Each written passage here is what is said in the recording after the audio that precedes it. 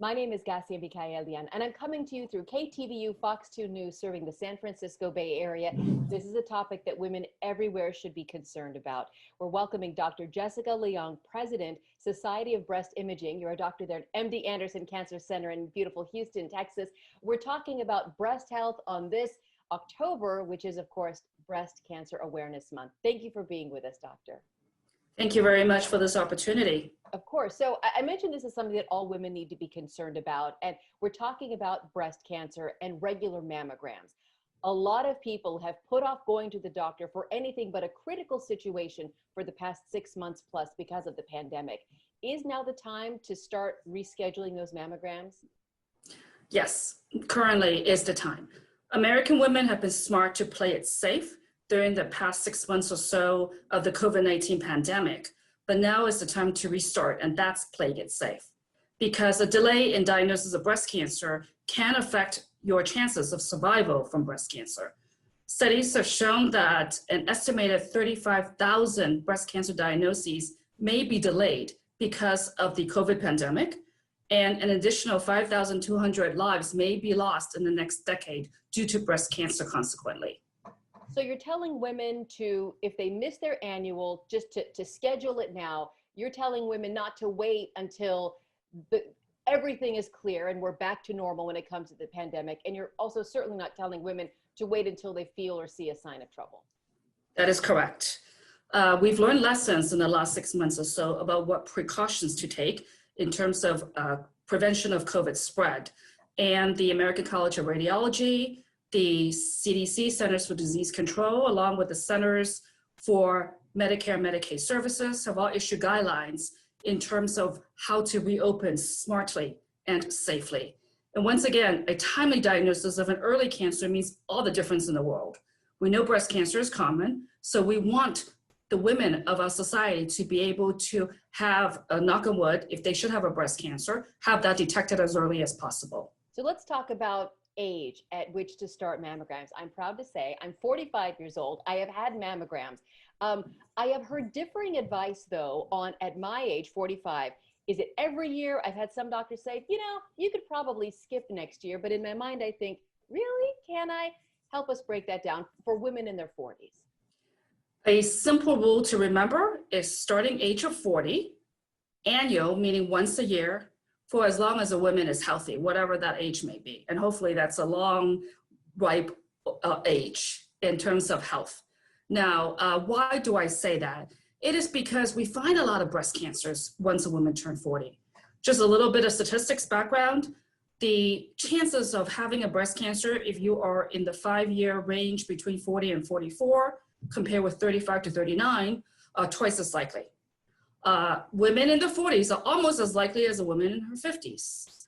And of all breast cancers diagnosed, and we know how common breast cancer is, 1 in 6 will be diagnosed in a woman in her 40s. Once again, early detection makes all the difference in terms of being cured, surviving the disease, and having less extensive, less traumatic treatment. So all that's to say, when you are 40, it is when we start advising you to get your yearly checkup. Now, yearly, why not every other year? It's because if you do it every other year, there is a chance that your cancer will be bigger when it is found and more advanced, which obviously and intuitively tells us is not a good thing. And data have shown that that's not a good thing in terms of overall care. So that's the reason why every 1 year instead of every 2 years. What about the phenomenon of overdiagnosis? Can you explain that and why some people are so against it? Okay, so overdiagnosis, a concept where because we're doing screening, that means looking for breast cancers before the breast cancer starts to bother the woman, that we're finding cancers that are not going to kill the patient, that they're not clinically of importance.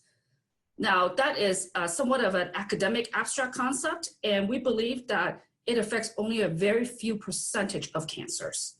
And at the current time, without technologies, there is no way for any technology to say this cancer will kill you and this cancer will not kill you with certainty. The only way to really know is not treat the patient and see what happens and see if the patient dies, which obviously is not something we want to do. So I would say that overdiagnosis, while it's not an absolute non-existing type of concept, it's not really relevant to overwhelming majority of women in our society. And just statistically speaking, the fact that screening mammography will save your life is much, much more likely. And our decades of data from, let's say, the National Cancer Institute that shows the decrease in cancer deaths from breast cancer after screening mammography clearly supports that, along with all the trials we have. So don't let it stop you from getting to the doctor. Let's talk about a phenomenon that I think has sort of come up in discussion in the recent past few years: dense breasts. This doesn't mean how they feel in the hand, right? This means how they appear on the mammogram. Can you describe what dense breasts are, how they impact a breast cancer diagnosis, and whether a woman can know whether or not she has dense breasts without sort of looking on the inside? Correct. It's not something you can really feel. When we talk about dense breasts, we're really talking about what it appears on a mammogram for the most part in terms of screening. So a little background is that the breast is made up of fatty components along with denser components, which are the glandular components and fibrous connective tissue. So every woman's different. Some women have more fat than others. So the less fat and the more dense components you have, the denser your breasts. And the challenge is because dense breasts look white on mammograms, that the dense parts look whiter, the fattier parts look less white. And cancers in general look white. So white against the white background is harder to see. What we say about finding a polar bear, which is white in the fur coat, in a snowstorm, which is also white. Now I know in the Bay Area, we don't really have snowstorms, but I think you can get the idea. So that's why it's more challenging to find a breast cancer in the dense breast. And there's also increased concern because biological studies have shown that the denser the breast, the more likely a woman to have breast cancer.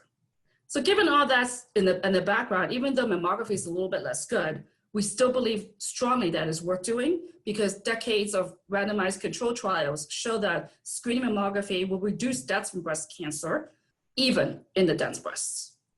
How does menopause affect a woman's chances of getting breast cancer, or what you might see or not see on a mammogram?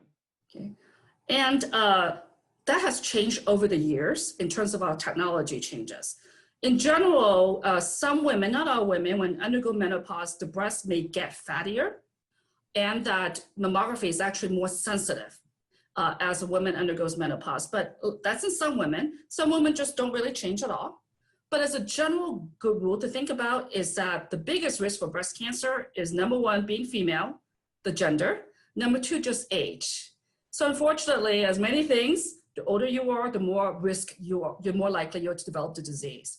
So menopause means a woman is getting older, and age is a risk factor. So for sure, just because menopause does not mean you don't need a breast screening mammogram. In fact, it means you should even do it more because the chance of you getting a breast cancer is higher.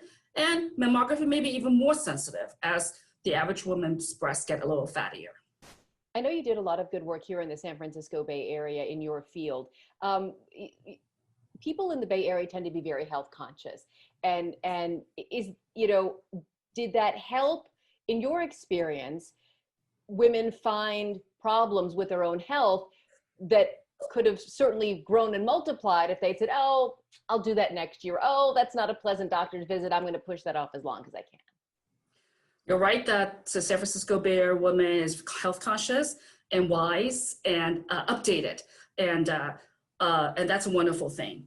I think that women are often very smart customers of the healthcare system, and they know their bodies best. So if you have a concern, do let your doctors know. Do let your radiology facility know. As a radiologist, I would very much welcome that kind of information, and that just may make the difference. No question is a bad question. Every question is a great one.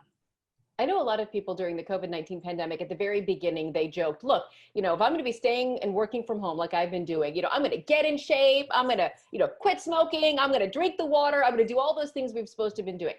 No one's doing it, right? But so since I have you, can you remind us of some of the basic health principles that might help cut our risk for breast cancer and likely a number of other illnesses? I think that there are specific associations with breast cancer, and many of which that we talk about we cannot do anything about. That is the genetic disposition. And we talk about that in the news a lot. But let's focus, as you just suggested wisely, to focus on the health modifications that we can make. Exercise, I know easier said than done.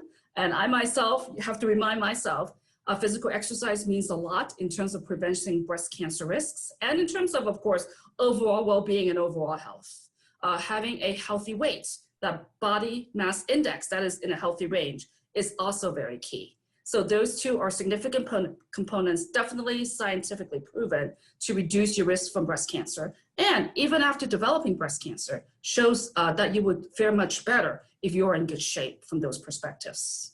So it's never too late to start. And finally, doctor, is there anything online as far as resources where you can point our viewers to who may not have been thinking about their breast cancer risk or their breast health until they heard this conversation?